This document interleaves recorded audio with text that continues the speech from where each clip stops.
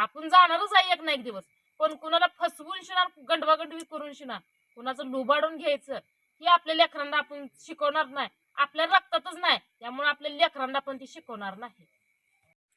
नमस्कार बहिणीनं, शुभ संध्याकाळ. बघा संध्याकाळचं लागली स्वयंपाक बनवायला.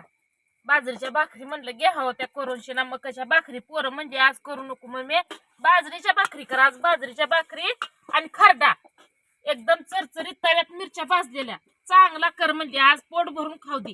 काल वेळभर घरी नव्हती तू, जेवण असून स्वयंपाक असून पण खा वाटलं नाही. मग आता काय तर झणके बाज कर. मग बघा बाजरीच्या भाकरी म्हणलं करावत्या, पेटवली चूल, मस्त घरात हाय वर गॅस हाय शिकडी हाय, पण लेकर म्हणते ती त्याच्यावर तर चांगलं लागत नाही मम्मी, चव देत नाही, भाकर टचटचीत फुगत नाही, मस्त फुगती या पण त्याच्यावरच खा वाटत नाही. व निमित्त निमित्त काय तर नका का.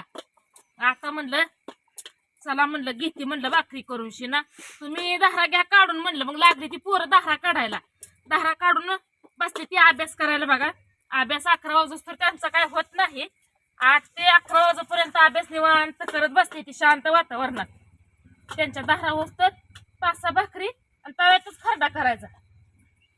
उशीर लागत नाही चुलीवर, आहे का नाही व? गोड खाऊन पाक घस पॅक झालं. गोड खाऊन शिना कसं पॅक झालं दाजीचं तुमच्या. गायकूत आलं या गार पाण्यानं, नदीत आंघोळ्या करण्यानं ही दुखणं आलं दाजीला. दाजीला सोसत नाही वाचलं, काय करायचं. दाजी आता नाजूक झाला, काय करायचं. दाजी नाजूक झालं. पण ती जाऊ द्या. तुमच्या कविता त्याचा आज हात कसं चमकते. औ हात काय हं? काय झालं हातात बांगड्या येत्या. मग तेच कशा चमकायला लागले ते. कशा चमकायला लागले ते. हे बांगडी कोणी दिली ते? गिफ्ट गिफ्ट कोणी दिलंय हे? आता का माहिती तुला दिलंय म्हणल्यावर. आहा तुम्हाला माहिती नाही काय? आ तर आपल्या जे पुणे ताई आल्या त्या ताईने तिला ती गिफ्ट दिले. बांगड्या गिफ्ट दिले त्या. आणि काल यात्रेत गेल्यावर चुड पाटल्या भरल्या त्या. कसं असतंय गावाकडली परंपरा जपावं लागते हो. चुड पाटल्या घातल्याशिवाय वाढ दिसत नाही.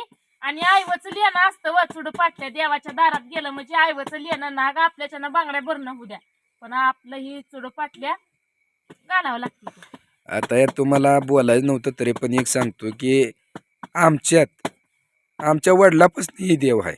होय हाय की देव. आमच्यात दुधाचं डेअर आहे, तर दुधाच्या सवासणी असते त्या.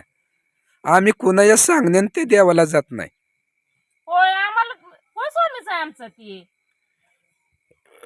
तर काल आम्हाला एका दादानं कमेंट केली होती अहो की तुम्ही दुसरी जाते ते म्हणून तुम्ही जाताय. अरे देव प्रत्येकाचा आहे, त्याचा आहे म्हणून आमचं नाही असं नाही. तसं नाही, ज्यांना गैरसमज करून घ्यायचं त्यांना घेऊ द्या की. त्यांचं बुद्धी आहे, त्यांचा विचार, आपल्याला का टेन्शन घ्यायचं आहे. आपला देव आहे, आपल्या सवासणी असते त्या त्याच देवाच्या सवासनी दुधाच्या असते ते आमच्या ज्येष्ठात ज्येष्ठात. असते त्या. 3 दिवस कार्यक्रम चालतो. बिगर जाळ लावता दूध उतू येतं बहिणीनं. बिगर जाळ लावता राशीवर म्हणजे हाय असं देव राशीव असते तर. ठेवल्यावर काय त्याला शिजवायचं नाही, जाळ लावायचं नाही किंवा काय देखील नाही. मनानं उतू येणं म्हणजे जोक नाही. देवाचा सत्पणा असल्याशिवाय कुठलंही होत नाही. पण ही अशी माणसं असते ती ना आकडू बुद्धीची, की असं बोलून शिना किंवा वाईट लिहून शिना पाठवायचं, कमेंट करायच्या, दुसऱ्याला त्रास द्यायचा. कोण जातंय म्हणून जायचा असा विषय नाही का त्याचा एकट्याचा देव आहे अख्ख्या महाराष्ट्रात.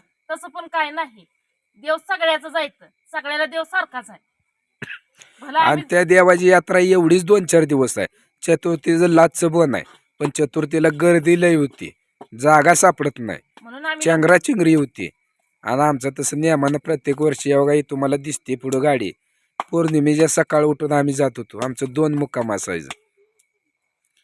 आम्हाला नाही तर पुन्हा संग इरस करायची आहे ना काय करायचं. तुमच्या संग बोलत बोलत माझा एक पिठाचा गोळ्याचं नाच झालं. असू दे, होऊ दे. आम्हाला नाही हो कुणा संग इरस करायची. आम्हाला ना कुणाला वर खाली बोलायचं, पुन्हा आमच्या संग इरस करते ती, आम्हाला वाईट वंगाळ बोलते ती, आमचं वाटोळं केलं, आम्ही त्यातनं बाहेर निघालो, आमचं डोळं देवानं उघडलं. आम्हाला कुणा संग इरस करायची पण नाही आणि करणार पण नाही. जोपर्यंत आमचे आई वडील होते तोपर्यंत ते सगळं करत होते, त्यामुळे आम्हाला कधी कुठल्या देवाला जायची गरज भासली नाही.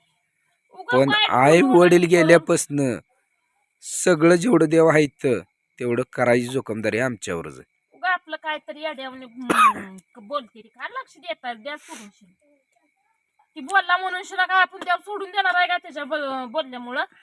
आ पण त्याला अशी बोलायची गरजच उगाच नव्हती ना. मुंबई पुण्यावरनं माणसं येत नाही ती काय कोणाला तर खोटं बोलून शिना गंडवायचं काम आम्ही करत नाही.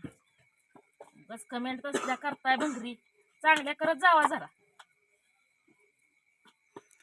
एका व्यक्तीनं अजून आजच्या व्हिडिओला एक कमेंट केली आहे. काल आम्ही काही टाकला नाही बरं का ती व्हिडिओ, जत्रातला आज सकाळी टाकला होता. तर त्याला म्हणतोय ह्या दुनियेत येऊन, जगात येऊन, जन्माला येऊनच चुकी केली मोठी. अरे काय तुझ्या बापानं काय दिलं त्याच्या होतं? पेपराला रग लागली असेल वा, तुम्ही का टेन्शन काय घ्या? न दिलं होतं म्हणून तू असले जाऊ द्या, कमेंट बोलू द्या. करतोय? बोलणारे असावं ती निंदकाचं घर शेजाराला असावं, उगा टेन्शन घेते किरकोळचं. जाऊ द्या उगा ते बोलला म्हणून शिना. गारट्याच दिवस आहे तर घरी आपले असते हिटरचं पाणी, आपण गरम पाण्याने आंघोळ करतो. तिथे आपण लवकर गेलतो की दिवसात आपल्याला बोन करून घरी लेकरं येते म्हणून माघारी यायचं.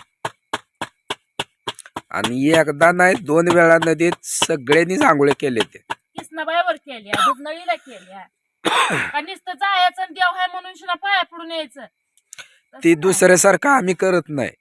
आम्ही जी परंपरा आहे ती जपली. तिथं जाऊन ताळगुळ घेऊन दूध नळीचं पाणी आणून ती शिजवून स्वयंपाक बनवून मग बोन घेऊन गेलो. घरनं न्यायचं करून तिथं निवत दाखवायचा आणि मी देवाला गेलो देवदेव करून आलो. अरे कोण कसं देवदेव करतंय ते बघा तुम्ही. हो, तुम्ही टेन्शन घेऊ नका. आमच्या त्या देवाचा सगळा साज आहे, ढोल आहे, झांज आहे, सगळंच आम्ही घेऊन गेलो होतो. तुम्हाला त्रास होतोय बोलताना, काय टेन्शन घेताय? त्रास किती होतोय? उगट स्वतःच्या जीवाला त्रास करून घ्यायची काय गरज आहे का? हा उगा आपल्या येड्यावरने काय तर करत बसताय. येड्यागत नाही ग, लोक ताप देते देऊ असा द्या, देऊ ताप नये. देणारे असं होती आजपर्यंत. आपण कसं होतो आणि इथून पुढून कसं राहणार आहे तुम्हाला सांगितलं का नाही? जेवढा माणूस गोड बोलतो तेवढा फसव्या निघतो, तेवढा आतनं काड्या करून सुद्धा माणसाचं वाटोळ करतो. म्हणून गोड बोलणाऱ्या माणसावर विश्वास ठेवायचा नाही. जी सुरुवातीलाच कडक बोलतो तीच खरा माणूस असतो, एवढं लक्षात ठेवत जावा. सुरुवातीला जी कडक बोलतो ती माणूस खरा, सुरुवातीला गोड बोलून घाड पाजतो ना माणूस. लय अभिषेक आमचा आज लय गाळ पाजलाय. वयाचं होतं ते झालं. स्वामीने आमचं डोळं उघडलं आणि जी वाईट माणसं होती ती आमच्या ह्याच्यातून निघून गेली. कशी असू द्या, देवाचा आशीर्वाद आणि बायकोची साथ कधीच कमी पडणार नाही. मग काय टेन्शन घेताय? टेन्शन घ्यायच नाही. जी काय होतं ती चांगल्या करतात. हे अशा चुलीवरल्या एकदम खमंग बाजरीच्या भाकरी आणि आरात टाकते काय 2-3 वांगी वांगे टाकू काय? काय करायचं? भरीत आणि थोडासा ठेसा. बघा ह्यांची आज मागणी आहे भरीत आणि थोडासा ठेसा. मग आता बघा त्यांना तीच करून देणार आहे. कालवण पण बहिणीनं खावा ना ती. मस्त रानात मेथीची भाजी हाय व कांद्याची पात हाय, शिपूची भाजी आहे, सगळी भाजी येते, वांगे येते, पण खाऊच वाटत नाही, चवच नाही तोंडाला. असं झणझणीत पाहिजे वाटतंय का नाही असं कडक मध्ये?